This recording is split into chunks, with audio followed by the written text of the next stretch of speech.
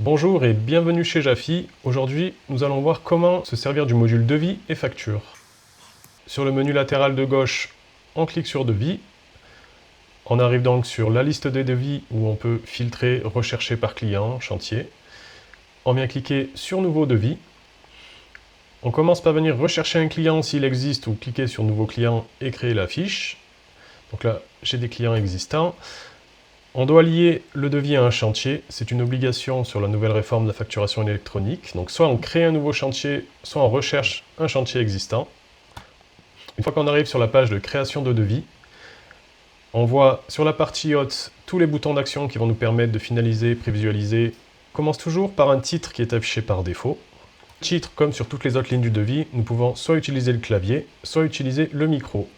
Concerne la construction d'un abri à côté de votre habitation située à Embrun. Ensuite, on peut venir soit mettre un sous-titre, soit directement une ligne de devis ou un commentaire. On va mettre une ligne. Fourniture, fabrication, pose d'un abri. Bien ou service, c'est pareil, c'est pour la réforme de la facturation électronique. Si c'est du bien, c'est de la fourniture. Si c'est du service, c'est soit de la pose, soit de la fourniture et pose. L'unité, le prix unitaire et la TVA. Donc on va mettre un prix unitaire.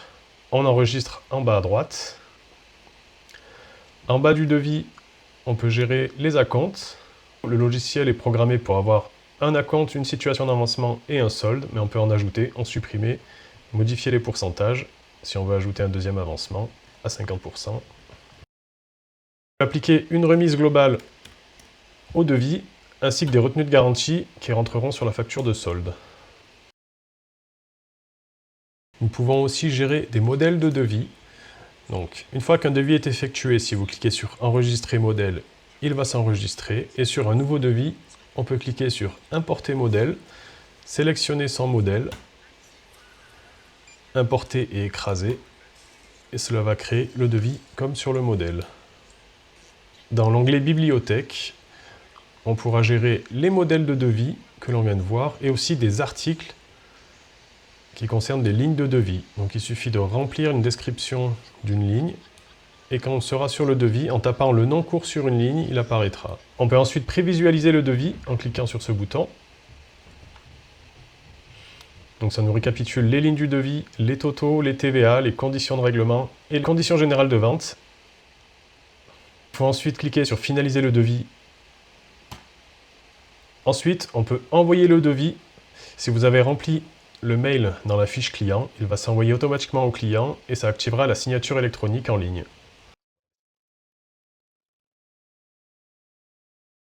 Une fois le mail arrivé chez votre client, il n'aura plus qu'à cliquer sur consulter et signer le devis.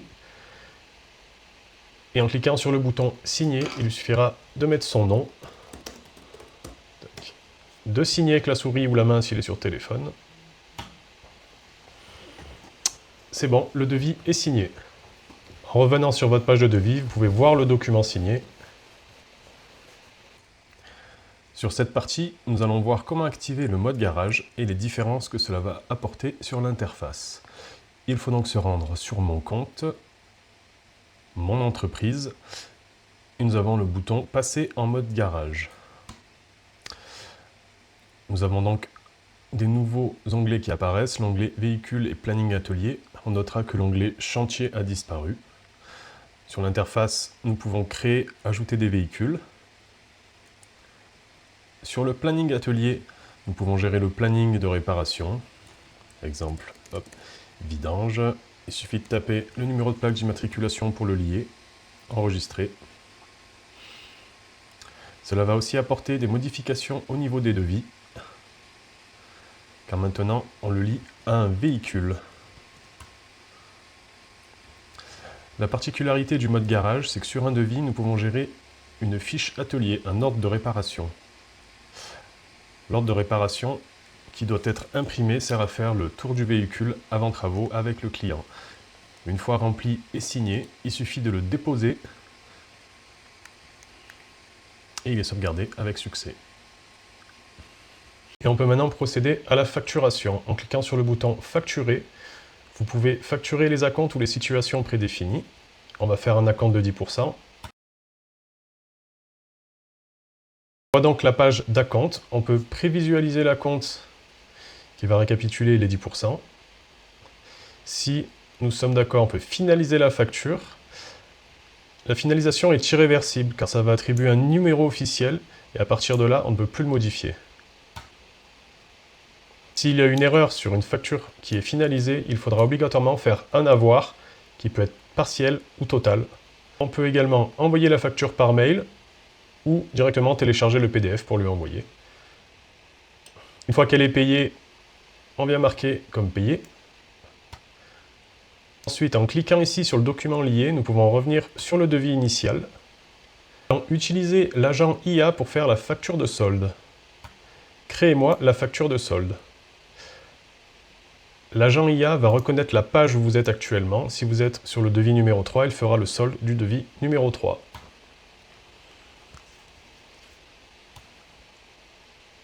On confirme l'action et la facture de solde est créée. Si on met aperçu PDF, on voit la facture de solde avec les acomptes qui sont déjà facturés et le tableau récapitulatif des TVA. On finalise la facture. On peut de nouveau l'envoyer par mail ou télécharger le PDF. Une fois qu'elle est payée, on la marque comme payée. Sur une facture payée, si nous faisons aperçu PDF, nous pouvons voir ici que la facture est acquittée. Nous voici sur l'onglet Comptabilité, qui va servir à récapituler toutes les factures émises par le logiciel. Ici, on peut glisser les relevés bancaires afin de les stocker. Sur l'onglet Dépenses, on va pouvoir scanner nos tickets de caisse avec l'appareil photo du téléphone via l'agent IA en cliquant sur Saisir un achat. Il va remplir automatiquement tous les totaux, les TVA, les dates et les fournisseurs automatiquement. Et à la fin du mois, en cliquant sur Télécharger, on pourra avoir un zip avec un fichier Excel qui va récapituler toutes les dépenses, toutes les factures, et on pourra transmettre ça au comptable. Vous pouvez demander à l'agent de corriger un devis, traduire un devis, de créer une facture issue d'un modèle. Créer un devis pour constructeur bois avec le modèle gouttière.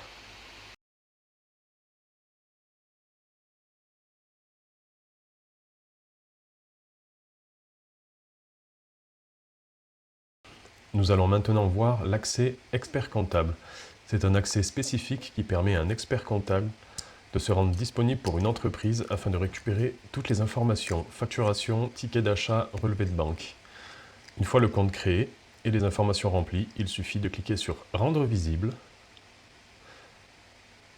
et les entreprises pourront donc les sélectionner. Pour ce faire, il faut se rendre sur « Mon compte comptable » et sélectionner l'expert comptable, enregistrer. L'expert comptable aura désormais accès à vos informations. Sur le compte expert comptable, nous voyons maintenant les entreprises liées à l'expert comptable, les mois, les années, et donc télécharger le dossier zip avec toutes les factures, les dépenses et les relevés de compte.